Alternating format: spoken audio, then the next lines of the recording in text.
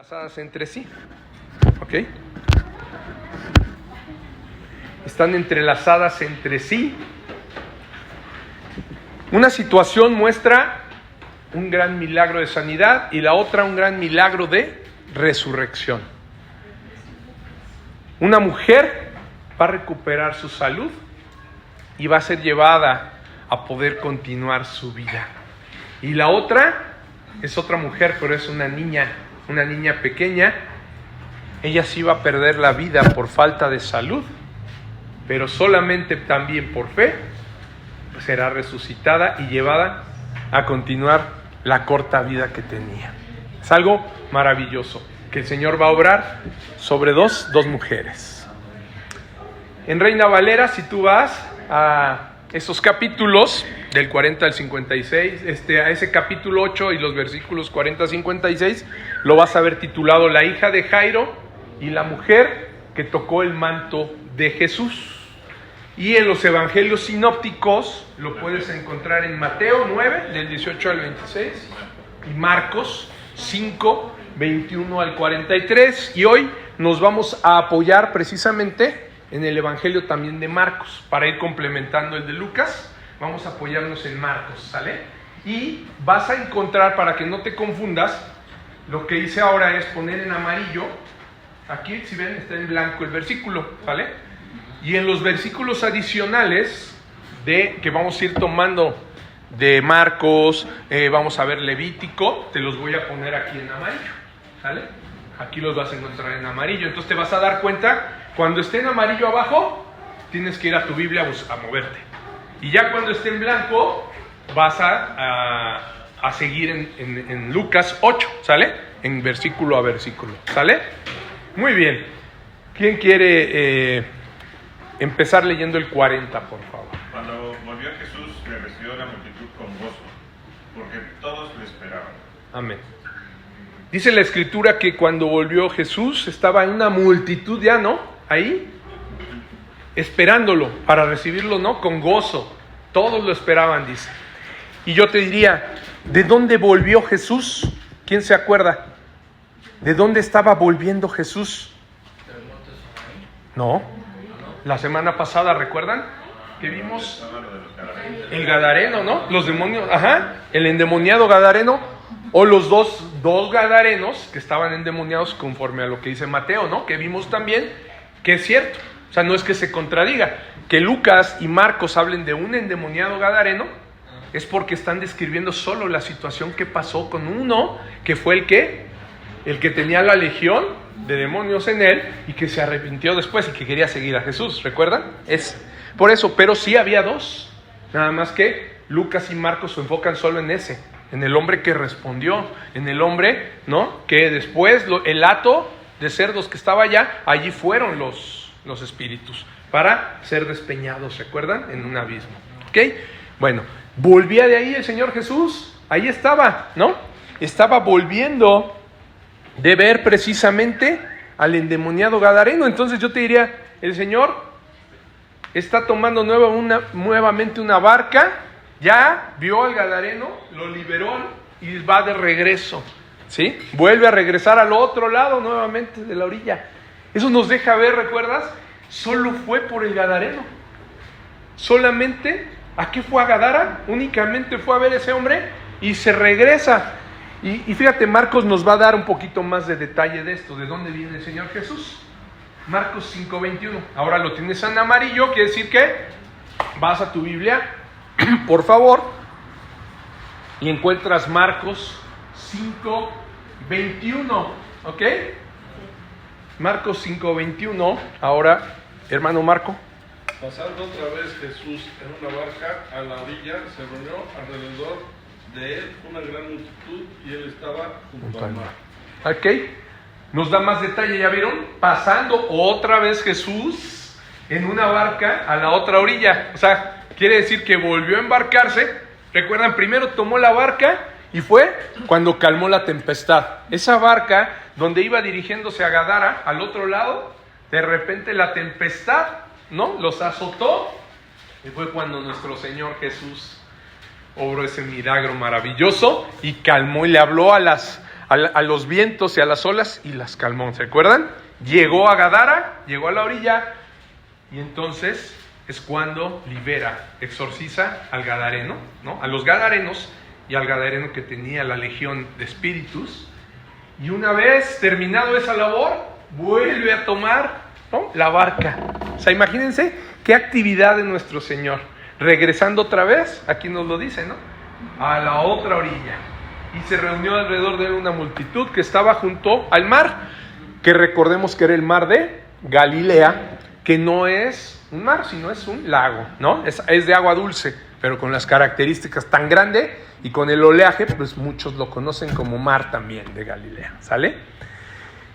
Ahora sí, entonces ya podemos recordar con más detalle de dónde viene el Señor Jesús, ¿no? Viene de Gadara y de sacar a los demonios de este hombre endemoniado gadareno, y regresa. Vamos a ver ahora qué va a hacer, a qué regresó, porque qué va a suceder en este momento. Y vamos al 41, por favor. ¿Te lo leo? Sí, adelante, Elba, por favor. Bueno, lo leo de ahí. ¿Sí? Entonces vino un varón llamado Jairo, que era principal de la sinagoga, y postrándose a los pies de Jesús, le rogaba que entrase en su casa. Amén. Gracias, Elba. Fíjense. Vino Jairo aquí, que era el principal de la sinagoga, ¿no? Y postrándose a los pies de Jesús, le rogaba, rogándole que entrara a su casa. ¿Por qué le estaba rogando? Vamos a verlo en el 42, por favor. Porque tenía una hija única, como de 12 años, que se estaba muriendo. Y mientras iba, la multitud le oprimía. Amén, gracias. Ahí está. Este encuentro muy especial con un hombre que, pues nos dice ahí, ¿no?, era el principal de la sinagoga, ¿no? O sea, tenía una posición de importancia en el pueblo judío, sirviendo como el principal de la sinagoga. El principal de la sinagoga era el encargado de administrar todo, la enseñanza, dirigir los servicios que se daban, ¿sí? Ese era el principal. Él administraba todas las situaciones de la sinagoga y principalmente la enseñanza, que era para lo que estaban hechas las sinagogas, ¿no? Para leer la ley y los profetas y estudiar, ¿no? Entonces era un hombre de cierto prestigio en la comunidad judía, ¿no? El que se acercó y cayó postrado ante el Señor. Imagínate un hombre con esa posición, un hombre que yo te diría, podemos suponer que tenía la vida resuelta, ¿no? Porque era una posición importante para la comunidad judía, tenía un muy buen trabajo, una esposa y una hija, única hija, ¿no? Hasta que los vientos de su vida, de esa vida tranquila y resuelta, ¿qué sucedió? Se agitaron, ¿no? Como cuando iban en el mar, en el lago de Galilea, y de repente todo cambió, ¿no? Para este hombre, seguramente esa vida que llevaba ya resuelta y placentera, de un momento a otro se volvió una tempestad, ¿no? Su única hija, dice, única, hija enfermó y estaba a punto de morir, ¿no? De perder la vida. Estos detalles que te doy y que nos da aquí la palabra, pues te diría, nos deja ver por qué el encuentro se tornó tan especial, ¿no? Por eso vemos la forma en la que viene al Señor Jesús, este hombre llamado Jairo, y se postra, ¿no? Se postra a los pies del maestro, lo cual es algo bien inusual, ¿no? Para un hombre con esa posición, un hombre que era el principal de la sinagoga, yendo a rogar y cayendo a los pies del Señor Jesús, era algo inusual, que todo el mundo, seguro el que lo vio, estaba sorprendido, ¿no? Decía, no sé si es Jairo, ¿no? Es el principal que tiene, ¿no? ¿Por qué está yendo a buscar en medio de todos, públicamente, yendo a postrarse y rogarle a este hombre? Pues como lo veíamos, ¿no? Hace 2 semanas, Dios puede permitir, y lo decíamos hace rato, ¿no? Cuando iniciábamos, ¿recuerdan? Dios puede permitir tempestades en nuestras vidas para que clamemos nuevamente, para que regresemos a Él y caigamos de rodillas, así como Jairo, delante de Él, clamando por su ayuda, ¿no? Llevándonos a reconocer realmente nuestra necesidad del el único que puede calmar tempestades, ¿no? El único que podría salvar a su única hija, ¿no? Que es el Señor Jesús. Él lo había reconocido, fíjate. El Señor le había ya provisto de fe para que pudiera ir. Porque Él le está diciendo que el único que puede salvarla es Él. Y ahorita lo vamos a ver. No hay más detalles sobre la enfermedad que tenía esta niña, ¿no? Lo único que dice que era una niña de 12 años, ¿no? De una familia de buena posición, como lo decíamos, con buenas posibilidades económicas, ¿no? O sea, ¿qué quiere decir que podía ser? Pues atendida por médicos, ¿no?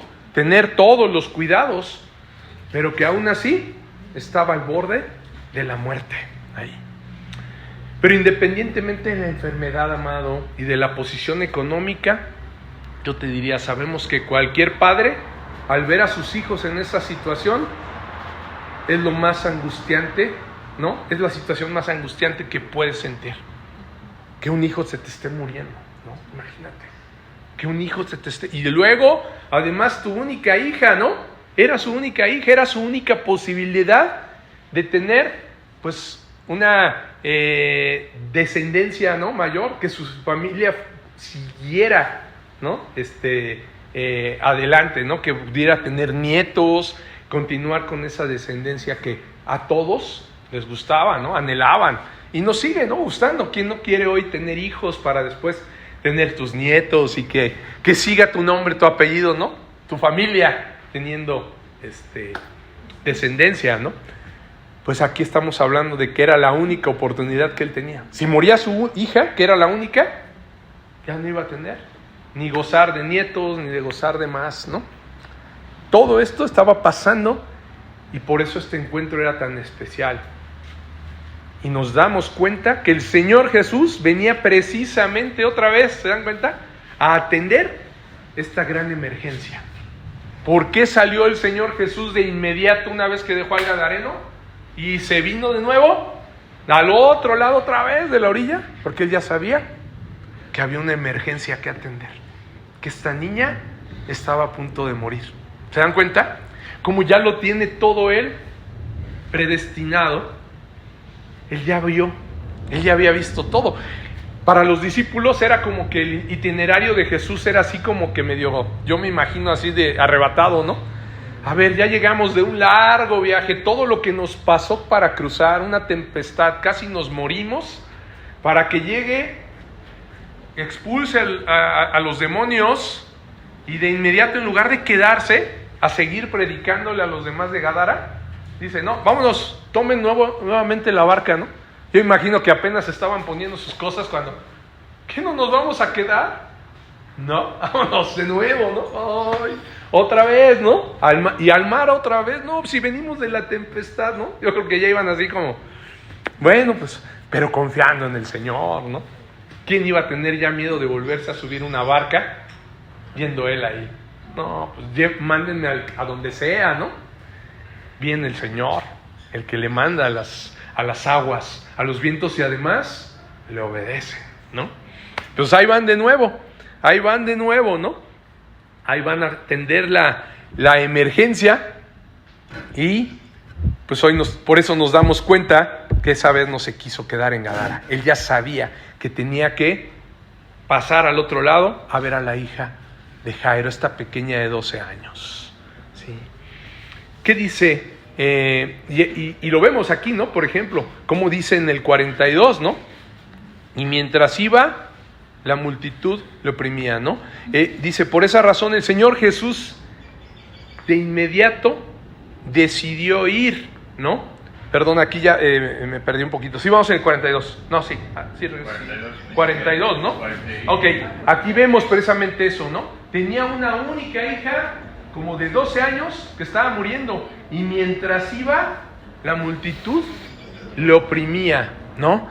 El Señor Jesús, ya dentro de esos decretos, aunque Él sabía que iba a encontrar también una multitud que lo iba a poder detener quizá, porque Él ya sabía que iba a llegar al otro lado y de igual manera ya estaban todos esperándolo para milagros, para escucharlo, para tocarlo, algunos, ¿no?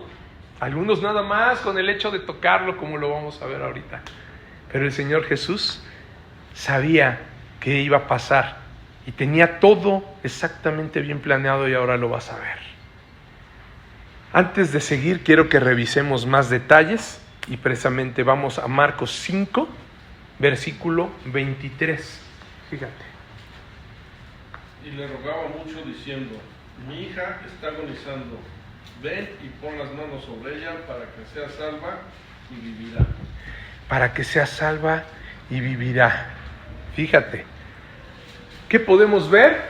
La fe de Jairo, ¿no? Una fe que le permitía estar seguro de que Jesús era quien podía salvar a su hija, con tan solo que le dice, poner las manos, ¿no?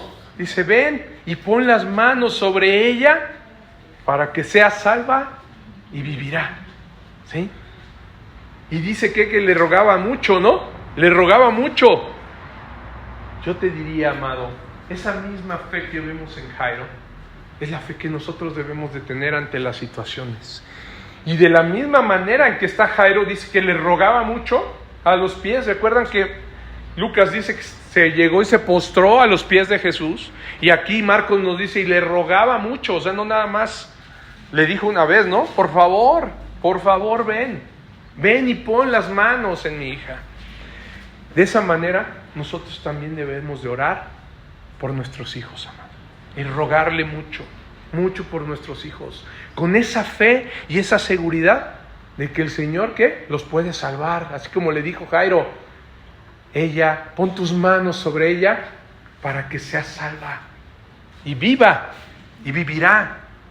Hoy muchos de nuestros hijos sabemos que pueden estar en esa situación de muerte, ¿no?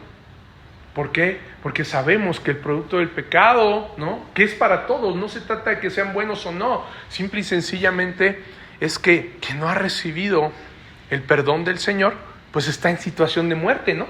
Y nosotros por eso, así como Jairo, debemos de estar constantemente rogándole al Señor para que el Señor ponga sus manos y los salve. De esa manera debemos de rogarnos nosotros también por nuestros hijos. Solamente por fe ¿en quién? En el Señor Jesús podemos ser salvos, y nuestros hijos también pueden ser salvados, ¿no? Solamente por fe. Y yo te diría ahora, esta fe tan grande se entrelaza con otra fe que vamos a ver. Viene la historia de precisamente otra mujer que también se va a enlazar y va a mostrar mucha fe. Nos quedamos hasta aquí, ahorita, en que Jairo va al Señor Jesús, ¿no? Postrado, y le ruega. Pero ¿qué pasa ahora? Vamos a ver del 43 al 48, por favor. Ahora sí. Pero una mujer que padecía de flujo de sangre desde hacía 12 años y que había gastado en médicos todo cuanto tenía y por ninguno había podido ser curada. Sí, se le acercó. Adelante el 44 también, por favor. Y se le acercó por detrás y le tocó el borde de su manto, y al instante se detuvo el flujo de su sangre. Ok. Fíjense, aquí el Señor Jesús viene y la multitud no lo deja pasar, ¿no?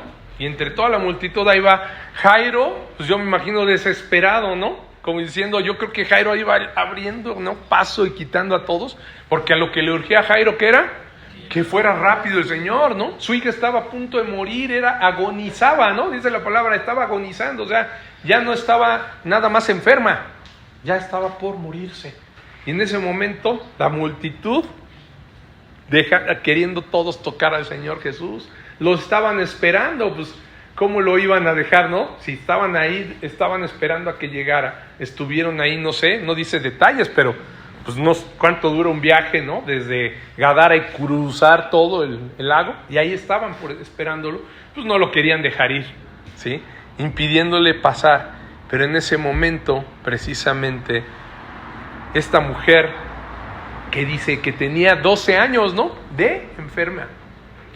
¿Sí? Estaba ahí y que había gastado en médicos todo cuanto tenía, o sea, todo su dinero ya en médicos, y ninguno la había podido curar de ese flujo de sangre que tenía. Ahí se le acercó, tocó el borde del manto del Señor y al instante se detuvo su sangre. Sigamos, vamos del 45, por favor, vamos a leer hasta el 48. Vamos a leer todo el caso.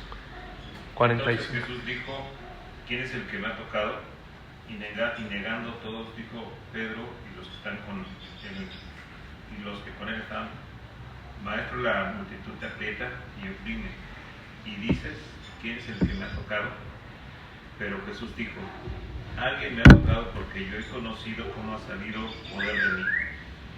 Entonces, cuando la mujer vio que no había quedado oculta, vino temblando, y postrándose a sus pies, le declaró delante de todo el pueblo por qué causa la había tocado y cómo al instante había sido sanada.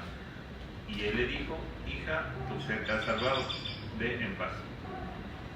Ok, y él le dijo: hija, tu fe te ha salvado, ve en paz, ¿no? Fíjense. Vemos aquí que incluso pues, los discípulos, ¿no? Cuando el Señor hace la pregunta, dicen, Pedro, ¿no? De inmediato: Señor, todos te tocan, ¿cómo nos preguntas quién te ha tocado? Pues, ¿cómo adivino, no? Si todos van y te tocan, ¿no? Pero alguien lo había tocado diferente, ¿no? Había salido poder de él, ¿no? Para sanar. Y hace precisamente esa declaración hermosa el Señor. Cuando se dio cuenta quién lo había tocado, le dijo: hija, tu fe te ha salvado, ve en paz. La fe de esta mujer, podemos ver que era una fe genuina, una fe salvífica, porque lo hemos platicado, hay distintos tipos de fe, ¿no? Hay quien puede tener fe en sí mismo, ¿no? Yo tengo fe en mí mismo, que yo lo puedo lograr. Hay quien tiene fe en Dios y dice creerle a Dios, por ejemplo, ¿no? Hoy pregúntale a cualquiera de la colonia y te va a decir: ¿yo creo en Dios? Sí. ¿Conoces a Jesús? Sí, claro. Murió en la cruz. Ok. Hay fe, ¿no? Para creer. Pero hay una fe diferente, hay una fe salvífica en otros. Lo hemos dicho. Es diferente creer en Él a creerle a Él. ¿Se dan cuenta?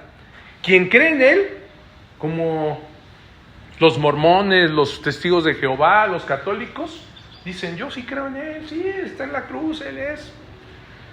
Pero creerle a Él es diferente.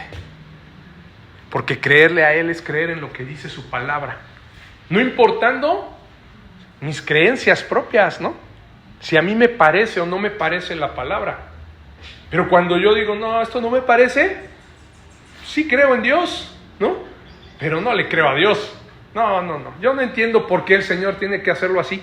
Ahí está la diferencia de creer en Dios. Muchos creen en Dios, pero pocos le creen a Dios, ¿no?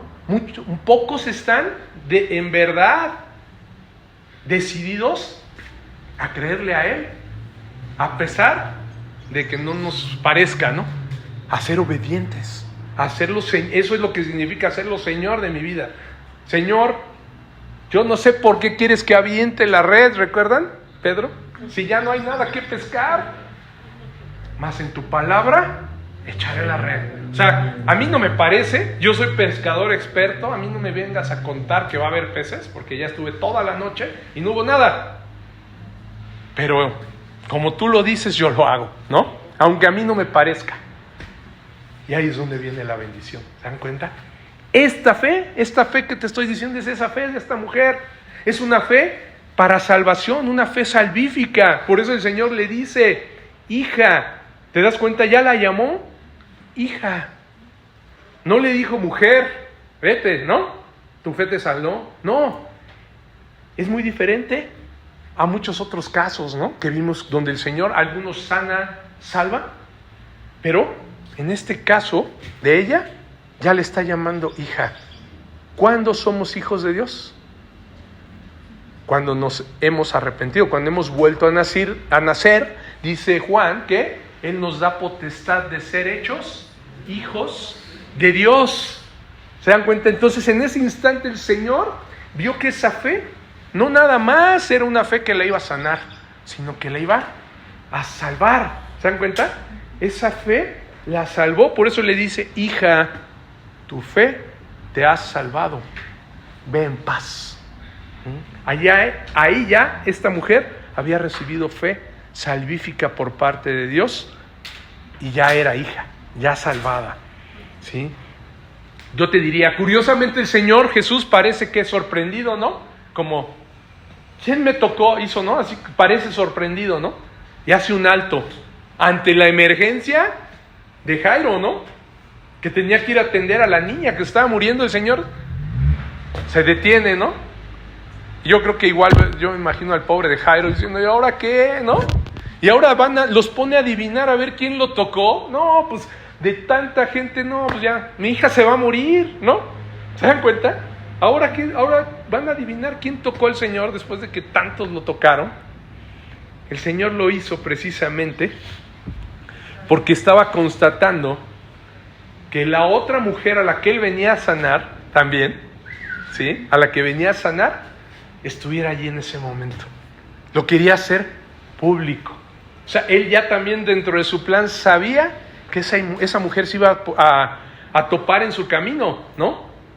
Y lo que estaba haciendo el Señor al preguntar ¿quién me ha tocado?, ¿no? A preguntarles quién lo había tocado, era un llamado eficaz del Señor Jesús para que la mujer diera testimonio. Lo que Él quería, ¿sí? No era nada más revelar, ¿no? O ponerla en los reflectores. Lo que Él quería era precisamente que ella diera testimonio de tan grande milagro de sanidad y salvación en su vida, tan solo por su fe. Eso es lo que quería el Señor, ¿sí? Y te digo que era un llamado eficaz porque la mujer, si te das cuenta, no se resistió, ¿no? No fue que agarrara, se pudo haber quedado callada o haber corrido y decir: no, yo no quiero que se enteren, ¿no? ¿Quién lo tocó? No, ni se resistió, ni se ocultó, ni huyó, sino que al ver que no había, ¿qué dice la palabra? No había quedado oculta, vino temblando y postrándose a sus pies, le declaró delante de todo el pueblo por qué causa le había tocado y cómo al instante había sido sanada. ¿Se dan cuenta? Por eso les digo, este es un llamado eficaz, ¿sí? Ella no se ocultó, no corrió, no, al contrario, dijo ya el Señor, la luz admirable de Él ya la había puesto, ¿no? Delante de todos, públicamente, aunque temblando, se postró a los pies de Él. Al igual que Jairo, ¿te das cuenta? Jairo se había llegado y se había postrado a los pies del Señor. Ahora ella termina postrada a los pies del Señor y le declara delante de todo el pueblo, así públicamente, por qué causa era por la que Él se había atrevido, ¿no? A hacer eso, a tocar al Señor. Y cómo en ese momento les estaba diciendo: fui sanada, paró el flujo de sangre, ¿no? Yo te diría, alcanzas a ver cómo en cada enseñanza del Señor Jesús siempre está el orden de la salvación, siempre nos está mostrando eso. Ahí estamos viendo el llamado eficaz. Recuerdan que yo les decía, el hombre no busca a Dios. Cuando el hombre está en pecado, el hombre no busca a Dios. Pero cuando el hombre ya tiene fe y arrepentimiento, ¿sí? Es cuando va a buscar al Señor. Pero antes tuvo que haber fe. Tanto ella como Jairo, antes de ir al Señor, ¿qué pasó? Ya sabían, ¿no? Él creía que si Jesús ponía las manos sobre su hija, podía salvarse y ser sanada. Y ella creía que si lo tocaba, aunque sea el borde del manto, podía ser sanada. ¿Qué había en los dos? Una fe genuina, ¿se dan cuenta? Que los llevó a hablarle. Y después, ¿qué hubo? Un llamado eficaz. ¿Te das cuenta? El Señor Jesús hace un alto y dice: alguien me ha tocado, ¿no? ¿Quién me tocó? Y pues todos los demás, si se fijan, nadie respondió, ¿no? porque el llamado del Señor era eficaz. Estaba llamándole a esa mujer específicamente. Y ese es el llamado, digo, eficaz, porque nadie se resiste. Es un llamado irresistible del Señor. Cuando Él le habla a alguien, no hay forma de que alguien diga, no, yo no, no, gracias, no. El Señor te llama y vas a venir a Él. ¿Sí? Es el llamado a salvación que Él hace. ¿Sí? Y es necesario precisamente ese llamado para que el ser humano sea expuesto a su condición delante de Dios, la cual no puede ser oculta ante su luz admirable. Como esta mujer que vio que no había quedado oculta, entonces tuvo que responder, ¿no?, a ese llamado del Señor. No había más, ya estaba ahí, ya todos lo iban, ya se dio cuenta que el Señor lo sabía y que le estaba llamando a responder. ¿Sí? Pero quizá te preguntarás, ¿y entonces por qué temblaba, no? ¿Por qué quería en un momento dado, como que sí al momento antes de que el Señor llamara, lo quiso hacer en anonimato, ¿no?, y quedar así oculta? Y después cuando oyó el llamado tembló. Yo te diría, pues, si no es pecado, ¿no?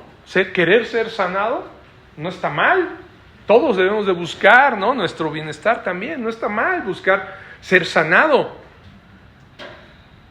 y más por el único que podía hacerlo, ¿no?, por el médico de médicos. Pues, ¿qué pecado podía haber en tocarlo? Te voy a decir por qué.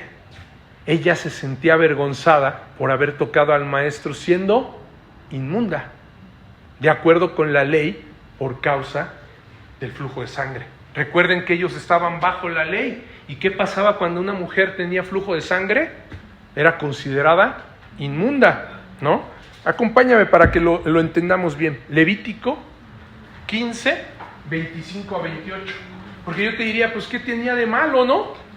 De inmediato hubiera dicho, yo te toqué, Señor. No, ella estaba temblando y atemorizada, avergonzada, porque había tocado al Señor Jesús, ¿no? Eso era lo que le preocupaba. Fíjate por qué. Dice, ¿quién quiere leer el 25? Levítico 15. Adelante, Gaby. Y la mujer, cuando siguiere el flujo de su sangre por muchos días fuera del tiempo de su costumbre, o cuando tuviere flujo de sangre más de su costumbre, todo el tiempo de su flujo será inmunda, como en los días de su costumbre. Así es. Fíjate, ¿eh? ¿Qué dice? Cuando tuviere flujo de sangre más de su costumbre. O sea, más de lo que es el periodo normal, ¿no?, de menstruación de una mujer, ¿no? Ella ya llevaba 12 años con eso, o sea, estaba ya fuera de su flujo de sangre. Esto ya implicaba una enfermedad, esto estaba fuera de lo común. Entonces, si fuera más el flujo de sangre más de su costumbre, todo el tiempo de su flujo será inmunda, como en los días de su costumbre. O sea, como cuando les ordenaban, cuando estén en esos días, tienen que estar apartadas, ¿no? Son inmundas. Pero aquí se extendía y pues tenía que estar igual, apartada, era inmunda. Imagínense cuál era la situación de esta mujer, 12 años así, considerándose inmunda, sin poder acercarse a los demás, con que todo lo que tocara lo contaminaba, eso se creía. Fíjate, sigue leyendo, vamos al 26. Adelante, Gaby, sigue. Toda cama en que durmiere todo el tiempo de su flujo, él será como la cama de su costumbre, y todo mueble sobre el que se sentare será inmundo como la impureza de su costumbre. Así es, ¿te das cuenta? O sea, todo lo que tocaba era igual inmundo. La cama donde dormía, lo que ella tocara lo consideraban inmundo, ¿sí? Estamos hablando de la ley, ¿no? No digo que eso, pues realmente sabemos que no, pero en la ley, en ese momento, así lo había establecido Dios. 27. ¿Qué dice? Cualquiera que tocara esas cosas será inmundo, y lavará sus vestidos, y asimismo se lavará con agua, y será inmundo hasta la noche. Ok, si alguien tocaba a la mujer o cualquier cosa tenía contacto con ella, tenía que lavar, sería inmundo, es considerado también inmundo, tenía que lavar sus vestidos, lavarse con agua él mismo, y inmundo hasta la noche. O sea, durante el día seguía siendo inmundo. Entonces te das cuenta cómo ya vamos entendiendo, ¿no? Por qué ella se sentía avergonzada al tocar al Señor Jesús. 28. Y cuando fuere libre de su flujo, contará 7 días y después será limpia. Ahí está. Amén, gracias. ¿Se dan cuenta? Creo que queda claro por qué estaba, ¿no? Avergonzada y estaba temblando. Estaba pensando que había podido ofender al Señor Jesús, ¿no? Al Maestro, al tocarlo sin su consentimiento y hacer que fuera inmundo, ¿no? Pues dice ahí, cualquiera que tocara esas cosas era inmundo, ¿no? Lo leíamos. Hasta la noche, ¿no? Entonces, ahí es como ella se estaba sintiendo, ¿sí? Pero en esta situación, el Señor además estaba dando, fíjate, una enseñanza sobre el orden, nuevamente, como les decía, de la salvación. Usando esta condición de salud específica de esta mujer durante 12 años, esta situación que hacía semejanza a el pecado, ¿no? Porque dentro de la ley era inmundicia, era inmunda, era algo que no podía estar con los demás. Por eso es que hace como referencia al pecado. Al momento de sanarla es como decir, igual, tus pecados te son perdonados, ¿no? Por esa misma razón, el Señor Jesús necesitaba que ella lo hiciera público. ¿Te das cuenta? O sea, no se detuvo nada más porque sí, ¿sí? Porque además el Señor sabía perfectamente y tenía que preguntarlo preguntarle a los apóstoles delante de la multitud para que entonces ella respondiera. ¿Qué sucedió? Con eso ella ya no tenía que esperar los 7 días, ¿no? Para ser inmunda, ¿no? O sea, ella ya estaba en ese momento siendo sanada y limpiada. Por eso el Señor Jesús le pidió que lo dijera delante de todos, para que en ese momento todos supieran que ella ya no tenía el flujo de sangre, ¿sí? Y pudiera hacer su vida nuevamente. Su vida normal, ¿no?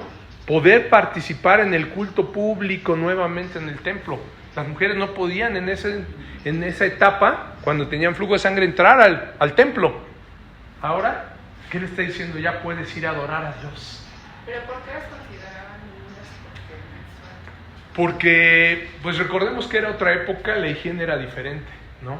Hoy ya tenemos más inventos, ¿no? Para contener eso, pero en esa época era, pues imagínate, el flujo, pues se podía manchar todo, ¿no? En todos lados. Y recordemos que bajo la ley, antes, en ese entonces, en el Levítico, el Señor había puesto muchas señales. Por eso te digo, esto es como una señal nada más. Hoy lo sabemos, ¿no? Que se trataba de inmundicia, porque pues era como una señal de pecado, ¿no? Sin embargo, era considerado de esa forma nada más, pues precisamente porque producto del pecado, cuando la mujer fue la que pecó, es como parte de eso. No estaba, digamos, en el diseño de la mujer, ¿no? Como los dolores de parto y todo eso, no eran parte de lo que el Señor quería. Después de que sucedió, pues la mujer tuvo que tener esos sangrados o ese flujo, ¿no? Como parte precisamente de la consecuencia, esa palabra es la consecuencia del pecado, ¿no?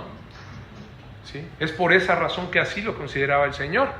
Y pues lógicamente, pues volvemos a lo mismo, no había baños como los que hoy tenemos, ¿no? El bañarse para ellos era una cuestión más difícil, ¿no? Hablábamos de que tenían que ir a los pozos de agua y traer, y pues no había la misma higiene. Por esa razón, si lo leemos más, incluso el varón, por ejemplo, también era inmundo cuando estaba con la mujer. O sea, sabemos que era una cuestión simplemente de higiene. Y en el Levítico, ¿dónde andaban ellos? ¿Recuerdan? En el desierto. O sea, no estaban establecidos en una ciudad, ¿verdad? Andaban caminando y recogían las tiendas y vámonos y así. Entonces tenía que haber era como una situación muy específica que el Señor había mandado a través de Moisés para que pudieran mantenerse, ¿no? Más sanos. En el Levítico 32 también menciona que esa ley es para el hombre. Dice, esta es la ley para que el que tiene flujo y para el que tiene emisión de semen, miembros en el mundo a causa Así es. Sí, era otra cuestión. Sí, Efraín. Por eso dice, ¿no?, la palabra que el pecado, en consecuencia, es la muerte, ¿no? Sí, sí, exacto. Así lo dice Pablo. Exacto. La muerte entró por el pecado, ¿no? O sea, todas las situaciones que vemos, de hecho, morimos por causa del pecado, ¿no? Porque el diseño de Dios era otro, ¿no? Pero hoy, pues, el pecado nos llevó a la muerte, ¿verdad? Y esto es, pues, parte. Por eso les decía que si nos damos cuenta, está el orden de la salvación ahí. El Señor Jesús lo que está mostrando es que Él limpia, que Él sana y Él salva. Y en ese momento ella, por eso le dijo, ¿no? La llamó para que declarara lo que acababa de suceder y entonces ella dejara de ser inmunda. Así diciéndole a todos, esta mujer ya puede ir al culto. Esta mujer ya ha sido sanada después de 12 años que no la veían entrando a adorar, porque no la dejaban, ¿no? Por la ley de Moisés. Yo vengo a traer un nuevo pacto. ¿Se dan cuenta? Yo soy quien puede sanar y salvar así, por la fe. Ya no por las obras. Ella ya no tiene que estar haciendo ni lavándose ni nada. Ahora ha sido limpiada ya por mí. Que es lo mismo que sucede con nosotros, amados. Ya no estamos bajo la ley, sino bajo la gracia del Señor, ¿sí? Ya no necesitamos hacer más para ser salvos. Simplemente, sí, obedecerlo a Él. ¿Qué es lo único que quiere? Las nuevas obras ahora, en las que tenemos que vivir, y eso sí, amados, porque si no andamos en buenas obras, lo hemos platicado. Quiere decir que entonces, pues, no hemos sido renovados, porque el hombre que ha vuelto a nacer busca andar en las buenas obras que Él de antemano preparó para que anduviésemos en ellas. ¿Están de acuerdo? O sea, estamos nosotros, sí o sí, queramos o no, cuando hemos sido renovados, vas a empezar a caminar en buenas obras. Se tiene que ver, esos son los frutos. Pero si decimos, no, a mí no me interesa ir con los enfermos, no, ahí déjalos. No, los pobres, ay, que se arreglen solos, ¿no? Al fin yo ya tengo salvación. No es cierto, entonces no eres salvo, ¿no? ¿Cuál salvación? ¿Cuál cristiano? ¿Se dan cuenta? No, las buenas obras el Señor las preparó de antemano para que anduviésemos en ellas. ¿Quiénes? Los que hemos sido renovados, los salvos, ¿verdad? Entonces es lo mismo. Aquí el Señor estaba mostrando eso. Yo ya quité, ¿sí?, lo que la afligía a ella, que era la ley, porque la ley solamente estaba instituida para darnos cuenta del pecado, lo dice Pablo, ¿no? La ley, porque sin ley, dice, ¿cómo me iba a dar cuenta que soy pecador? Pues no, o sea, si nadie me dice que lo que hago está mal, yo creo que estoy bien, ¿no? Dice, la ley era precisamente necesaria para reconocernos pecadores, pero ahora el nuevo pacto, el que celebrábamos ahorita en la Cena del Señor, está hecho precisamente para que nos demos cuenta que la sangre de Cristo nos ha limpiado y nos ha perdonado. En este caso, esta mujer, Cristo la ha salvado y ha dejado ella de ser inmunda y la llamó hija. ¿Se dan cuenta? Por tu fe te ha sanado, ¿no? Ve en paz. Así podemos andar ahora, amados, en paz, ¿ok? Eso sucede igual, lo decíamos, ¿no? Somos limpios nosotros también con la bendita sangre de nuestro Señor Jesús. Todo gracias a Él, ¿no? Y muy bien, como mencionábamos, pues no había nada que no supiera Él. Él sabía que se iba a encontrar con esa mujer también. Él sabía que no está así como que, ay, ya se me olvidó que iba a ir a ver a la hija de Jairo, ¿no? No, Él hizo el alto porque todo estaba bajo su control, estaba cumpliendo los decretos que Él ya tenía, ¿no? Y era necesario que pasara por allí para que esta mujer, ¿sí?, a quien el Señor ya había dado el don de la fe, pudiera ser salva y sanada, ¿no? Entonces vemos la primera situación, ¿no? Esa coincidencia con la otra historia. Por eso te decía, las historias se entrelazan, ¿no? Va pasando una y de repente llega la otra, ¿sí? En ambos casos yo te diría, parece que no hay mucho que hacer, ¿no? La hija ya se estaba muriendo, la mujer creía que ya no había solución, 12 años y se había gastado todo su dinero. Eran dos situaciones, si se fijan, así ya que habían llegado al límite. Niña agonizante para morir y una mujer muriendo desde hace 12 años sin solución, sin médicos, gastando todo. Y eso nos va a llevar precisamente a la primera situación que yo te decía y la primera reflexión. Esta situación que vemos ahí en ambos es cuando parece que todo está perdido. ¿Sí te das cuenta? Y esa es la coincidencia, ¿no? Una niña de 12 años que estaba muriendo, ¿no? Que estaba muriendo. Y una mujer que hace 12 años había empezado a morir, ¿no? Una niña más bien después de 12 años llegando a la muerte y una mujer empezando a morir 12 años atrás. Como las dos vidas estaban entrelazadas en un tiempo y el Señor Jesús las llevó a juntarse ahí, a ese momento, en su tiempo perfecto. ¿Se dan cuenta? 12 años curiosamente cada una. Una de 12 años de estar muriendo y otra 12 años de haber vivido y llegar a la muerte. ¿Sí? No era ninguna coincidencia ni ironía. Era algo planeado por el Señor Jesús y por eso había cruzado el mar para ir a ver a la niña y a buscar a la mujer que iba a tocar su manto. Y con Jairo, pues vemos que también lo hizo el Señor para que le rogara y lo llevara a su casa. Y ahí va el Señor Jesús, ¿no? Vamos a ver qué sigue, ¿no? Nos quedamos 49, ok. Bueno, entonces vimos el primer caso, ¿no? La primera situación vemos, entonces los dos estamos de acuerdo que estaban en una situación a punto, ¿no? De morir, algo que parecía perdido, ya no había más, ¿sí? Pero ambos, ¿qué? Estaban también seguros del poder del Señor Jesús, la fe que tenían, ¿no? Para salvar, el poder del Señor Jesús para salvar y sanar. Y la siguiente situación es una situación que también vive el hombre cuando el Señor Jesús está a punto de rescatarlo. La segunda situación es... ¿Ya me la quitaste? ¿Cuándo? No, 49. Ajá.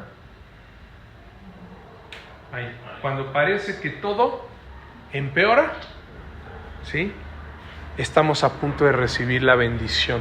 Fíjate que dice el 49. Ahora sí, por favor. Estaba hablando aún cuando vino uno de casa del principal de la sinagoga a decirle: tu hija ha muerto, no molestes más al maestro. Ahí está, gracias. Imagínate recibir esa noticia cuando ya encontraste al único que podía salvar a tu hija. Cuando tu vida parecía antes, ¿no? Que ya no había más, que ya estaba condenada, ¿no? A vivir en el dolor. Cuando ya iba a perder a su hija y lo encuentra, ya ahí va el Señor Jesús y de repente las cosas se complican, ¿no? Llegan y te dicen, el Señor Jesús hace su alto, se detiene a ver a otra mujer y llegan y le dicen a Jairo: tu hija ha muerto, no molestes más al maestro. Hijo, imagínate, ya lo había encontrado, ya iba para allá, ¿cómo es posible, no? Las cosas parece que se ponen peor, ¿no? Pero es ahí donde cuando sucede eso, yo te diría: aguanta, no pierdas la fe porque estás a punto de recibir el favor de Dios. Cuando parece que todo empeora y todo se viene abajo, es cuando ya viene la bendición. Fíjate, ya se había encontrado, ¿no? Lo se postró, ya lo llevaba y de repente, bye, ¿no? Le dicen, ya murió. Ese tiempo que el Señor Jesús perdió ahí, para Jairo, ¿no? Para Jairo podía haber parecido tiempo perdido, ¿no? ¿Para qué se detuvo con la mujer? Hubiera podido ir de inmediato y hubiera alcanzado a llegar y poner las manos y lo hubiera sanado, ¿no? Llegan los portadores de malas noticias y además le dicen: no molestes ya al maestro, ¿no? Pues ya no hay más que pueda hacer, ¿sí? Creían que el maestro no podía ¿no? Ya no va, ya no hay más, ¿no? Ya, ¿para qué? Ya ni lo molestes, ya, se acabó.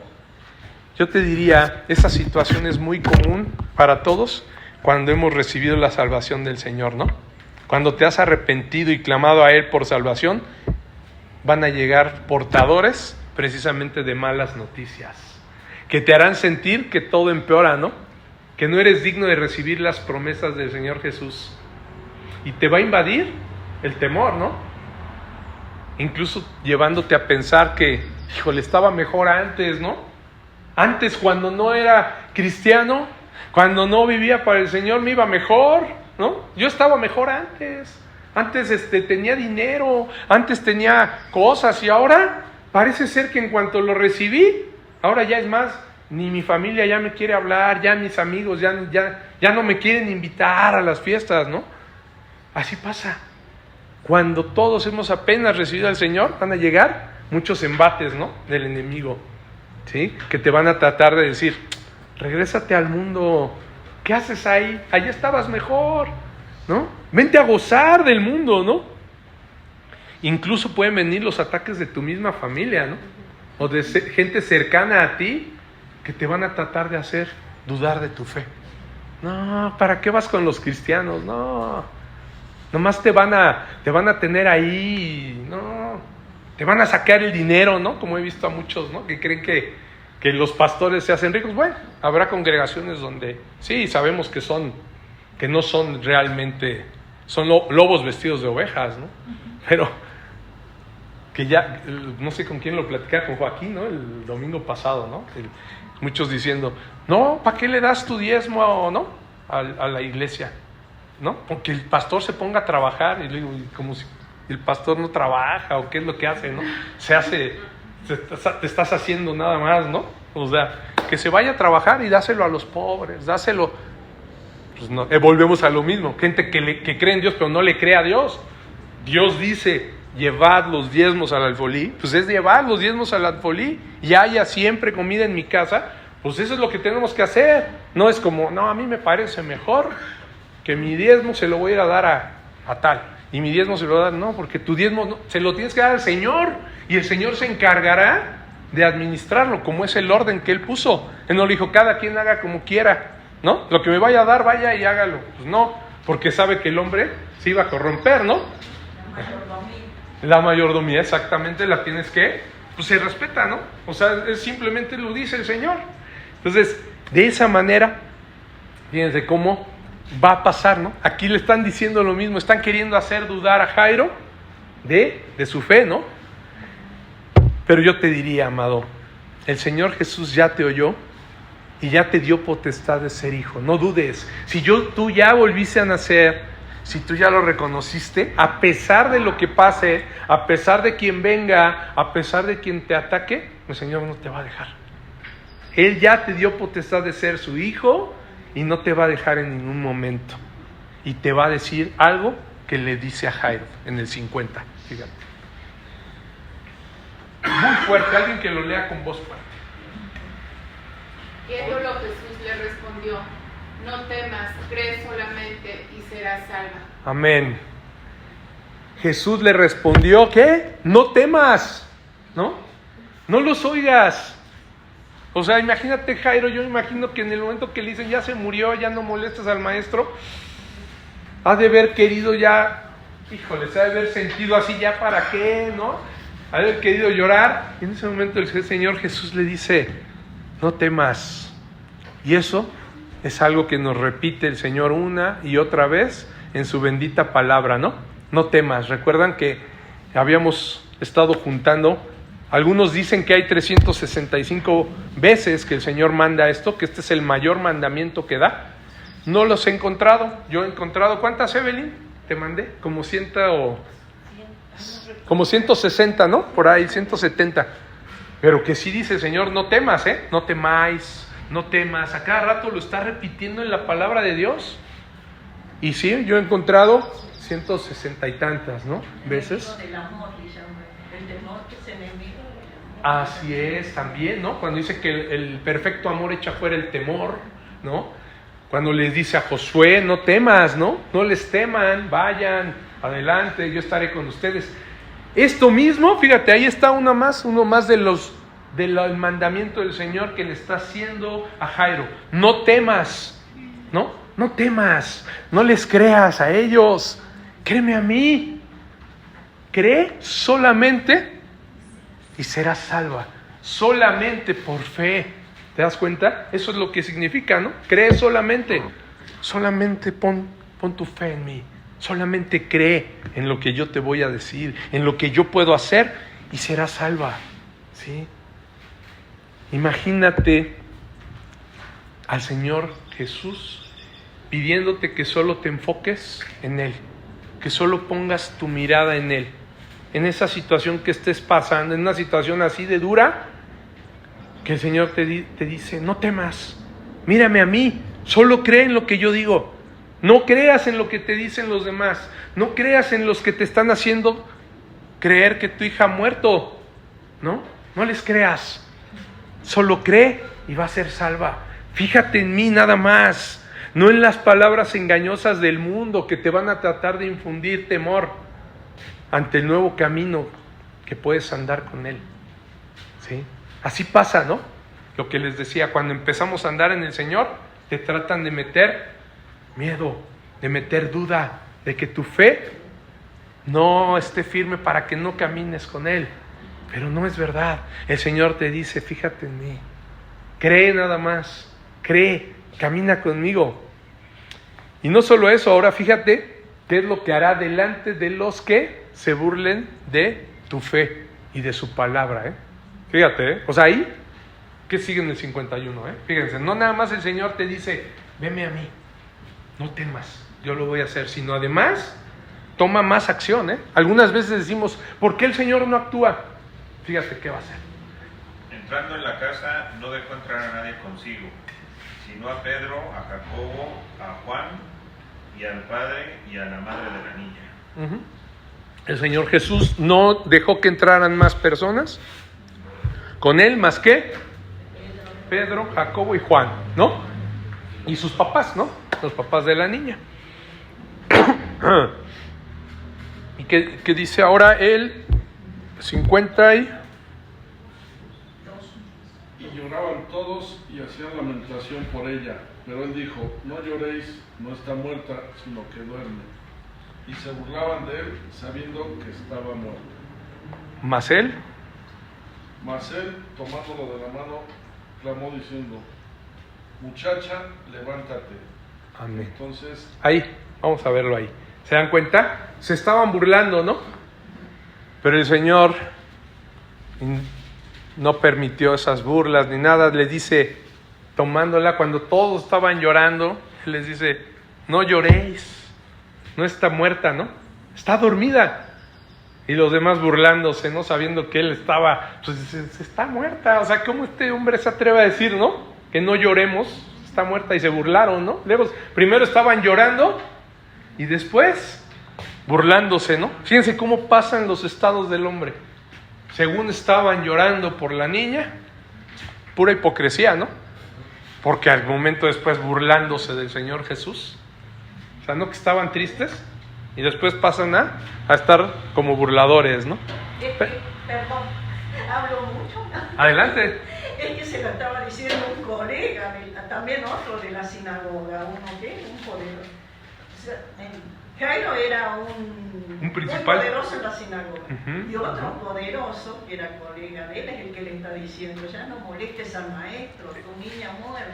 Exactamente. Entonces, claro, con otro poderoso, como que, no sé, Claudio Sheinbaum y López Obrador. Ándale.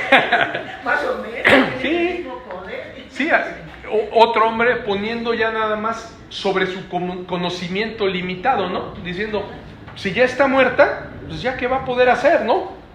No se imaginaba lo que podía hacer el Señor Jesús. Eran religiosos que tenían a su cargo la sinagoga, ¿no? Era una familia precisamente de gente que profesaba y que tenían, no nada más eran de la religión judía, no, además eran los que dirigían, los que enseñaban, los que administraban, ¿no? Así era esa familia. Y en ese momento el Señor Jesús le dice, niña, muchacha, levántate, ¿no? O como dice Marcos, talita cumi, ¿no? Niña, yo te digo, levántate, ¿no? Niña, yo te digo, levántate. Y mira el detalle que cuenta Marcos, por lo que te digo, ¿qué hace el Señor con los que se burlan? Marcos nos da más detalle. Marcos 5:40. Y dice: se burlaban de él, así que echando fuera a todos, tomó al padre y a la madre de la niña y los que estaban con él, y entró donde estaba la niña. Amén. ¿Ves? El Señor no se queda así, sino que el Señor, ¿qué hará con los que se burlen de tu fe? Que se interpongan en sus planes con aquel que se está burlando de ti, que te está queriendo hacer que no creas. El Señor los va a echar, dice, fuera todos, ¿no? Así llegó, entró y dijo, se están burlando, fuera todos. Y los echó de ahí, ¿no? Dice, los echó, echando fuera todos, tomó al padre y a la madre de la niña. El Señor así te va a decir, ¿no? Frente a todos los que se interpongan en sus planes hermosos que tiene para ti, el Señor los va a echar fuera y te va a traer a ti. Te va a decir, ven. Así tomó al padre y a la madre de la niña para que vieran el gran milagro que iba a hacer Él, ¿sí? Ellos ya habían creído en Él, no iba a dejarlos, no iba a permitir que los burladores se salieran con la suya. ¿Se dan cuenta? El Señor con su poder iba a hacerlo. Iba a tomar la mano de la niña y decirle, talita cumi, ¿sí? Talita cumi, niña, te digo, levántate. Y ahí les iba a mostrar ese milagro de resurrección. Y dice el 55. Entonces su espíritu volvió e inmediatamente se levantó, y él mandó que se le diese de comer. Y sus padres estaban atónitos, pero Jesús les mandó a que nadie dijese lo que había sucedido. Amén. ¿Se dan cuenta? El espíritu de la niña volvió e inmediatamente se levantó. El Señor Jesús hizo lo imposible, lo que ninguno de los hombres que estaban presenciando, como dice Elba, ¿no? Aunque fueran poderosos, aunque se sintieran que ellos eran los que dirigían las sinagogas, nunca en su vida, por eso le dijeron, ya no lo molestes, ya se murió tu hija, ¿no? Y se burlaban creyendo que no iba a poder. El Señor Jesús estaba haciendo lo que nadie había podido hacer. Y estaban sus padres presenciando el milagro que habían visto jamás. La niña se levantó y Marcos dice que además andaba, pues tenía 12 años, dice. Andaba ya, o sea, era una niña ya que podía caminar, ¿no? En el momento que le dijo levántate y volvió el espíritu, la niña ya andaba, ¿sí? Recuperó su mismo estado, ¿no? De salud que tenía antes de enfermarse. Y aquí, como con Lázaro, y Lázaro todavía, una situación más difícil va a ser más adelante, ¿no? Ya hedía, Lázaro ya estaba descomponiéndose en la tumba, y de la tumba lo sacó, ¿no? Pero aquí vemos cómo el Señor le restablece la salud de inmediato y la pone a andar y les dice que le den de comer, ¿no? Y aquí es donde viene ya la última enseñanza que quiero mostrarte. Con esto terminamos. Después del gran milagro, después de hacer regresar el espíritu de la niña, resucitarla, hacerla andar, le dice que le diesen, ¿qué? De comer, ¿sí? Que le diesen de comer. Esta es precisamente la tercera y última enseñanza. Aquí está, miren. Imagínense, el padre y la madre viendo cómo su hija se levanta y camina. Y él solo les dice, denle de comer. Dice, y sus padres estaban atónitos, ¿no? Atónitos, o sea, así, no lo podían creer. Cuando su corazón ya se había deshecho, en ese momento el Señor les vuelve a recuperar la felicidad de tenerla con ellos. Y la fe, cuando la fe estaba menguando, porque pues imagínate cómo creerle a Jesús, ¿no? Si decía que iba a ir a sanarle, ya se le murió, ¿no? No llegaste al tiempo que quería, ¿no? Para verla vivir. Han de ver en ese momento perdido la fe así, se les iba bajando la fe. Es cuando el Señor entra y dice, no temas, no temas. Solo cree, o sea, no pierdas la fe y serás salva, ¿no? Dice, y sanará. Es ese momento, amado, ese momento. Y entonces el Señor, en esta tercera y última enseñanza, nos dice, aliméntenla, ¿no? Denle de comer. Y vemos esta otra situación que es cuando necesitamos más alimento espiritual.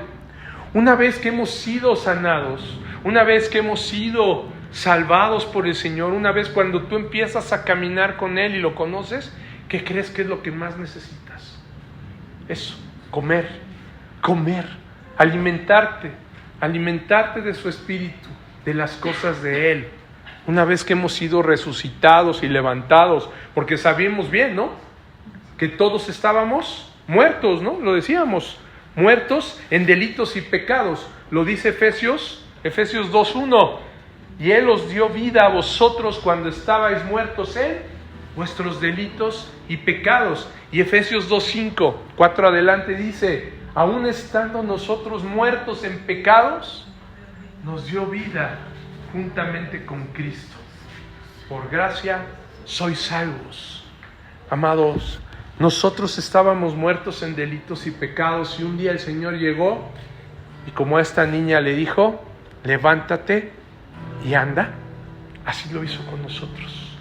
Así lo hizo con nosotros. Su gracia nos salvó. Es decir, aunque no lo merecíamos, eso es la gracia, ¿no? El regalo inmerecido. Aunque no nos lo merecíamos, Él decidió salvarnos. Por eso dice Pablo, por gracia sois salvos. Porque Él lo hizo por amor, no porque lo mereciéramos. Y una vez que nos salva, Él nos pide lo mismo que les dijo a los padres de esta niña, que nos alimentemos. Y yo te diría, ¿por qué pide esto el Señor? Porque sabe que una vez que iniciamos a caminar con Él, que empezamos a caminar con Cristo, somos nuevas criaturas, ¿no? Y necesitamos empezar a fortalecernos por medio de la leche espiritual, que es la palabra de Dios, ¿no? Y los ministerios que Él abre precisamente por medio de la iglesia. ¿Cómo nos vamos alimentando? De su palabra, de la alabanza, de la oración, de la enseñanza, ¿no? Etcétera. Todos los ministerios que tenemos, nosotros tenemos que ir y alimentarnos. Por algo el Señor deja esta enseñanza. Lo primero que les dice es, denle de comer, ¿no? Esta niña volvió a nacer, estaba muerta y la resucitó. Ahora necesita alimentarse. Estábamos muertos, volvimos a nacer y ¿qué necesitamos? Alimentarnos. Nuevas criaturas, bebés espirituales que necesitamos beber de esa leche. Así es, del pan de vida. Porque como lo veíamos con Jairo, los embates de Satanás, del mundo y de nuestra propia carne, ¿qué creen? Se intensifican al ver que hemos empezado a reflejar la luz de Cristo y que empezamos a vivir para su gloria. En ese momento van a venir más embates. En ese momento nuestra carne va a querer oponerse. Y si no nos alimentamos, ¿qué crees? Pues vamos a estar débiles, ¿no? Todos flacos y no vamos a aguantar, ¿verdad? No bien alimentados. Lo hemos dicho siempre. ¿Cuántas veces comemos al día? Por lo menos 3, ¿no? Si Dios nos lo permite. Gracias a Dios, creo que aquí todos hemos tenido que comer. Gracias a Dios. ¿Por qué si alimentamos al cuerpo y necesitamos estarlo alimentando constantemente, por qué al espíritu luego no lo queremos alimentar? El espíritu también se debilita, nada más porque no se ve, ¿no? Si tú dejas de comer, ¿cómo andas? A lo mejor ahorita alguien no desayunó y les aseguro que ya está así de, ya que acabe el pastor, ¿no? Ya me quiero ir a comer. La carne no se deja, la carne es dura. Pero como el espíritu no se ve, ¿no? No nos sentimos así, ¿no? Como cuando no comemos, pues no lo alimentamos. Pero ¿sabes cuándo se ve? En las situaciones como esta. Ahí es donde se ve si estás alimentado, Ahí es donde se ve si estás fortalecido. Porque entonces llega Satanás y te hace así, mira, ¡tuc! y vas al suelo y dices, ¿qué pasó? ¿Te llenaste? No sabes, ni siquiera tienes el versículo para esta situación en tu mente, ¿no? Porque no te has llenado, no has ido a comer. Por eso no tienes fuerza. Por eso el Señor nos dice esto. No dejemos, amado, en ningún momento de recibir el alimento espiritual. Aun cuando el mundo te lo quiere impedir, con sus afanes, con las distracciones tan atractivas que tiene para el hombre, ¿no? El mundo está lleno de cosas para hacer, para que no nos alimentemos. Aun cuando Satanás mande a los que se burlan de tu fe, aun cuando nuestra propia carne no quiera hacer que creas, que quiera hacerte pensar que hay cosas más importantes y que no pueden satisfacerte más que las cosas del mundo, aún ahí tú no lo permitas. Tú ve y aliméntate, haz lo que dijo el Señor Jesús, denle de comer. ¿Ustedes creen que los papás de inmediato la mamá corrió a hacerle un caldito o algo a su hija viva? Obedecieron de inmediato, ¿no? Denle de comer. Nada más, denle ya de comer a esta niña. Necesita empezar a fortalecerse. Eso mismo debemos hacer nosotros. De inmediato, ve y come. Y no dejes de alimentarte. En ningún momento. Nosotros no debemos de dejar de alimentarnos, porque eso es lo que nos hace crecer. Y lo que nos va a permitir dejar de ser bebés espirituales y empezar a mostrarle al mundo lo que Jesús vino a hacer por nosotros, empezar a madurar en la fe, a empezar a crecer en la fe, ¿sí? Alimentándonos. Solamente por fe podemos caminar y experimentar las grandes promesas que tiene para nosotros nuestro Salvador, el Señor Jesús. Gracias a nuestro Padre Celestial. Gloria a Dios. Amén.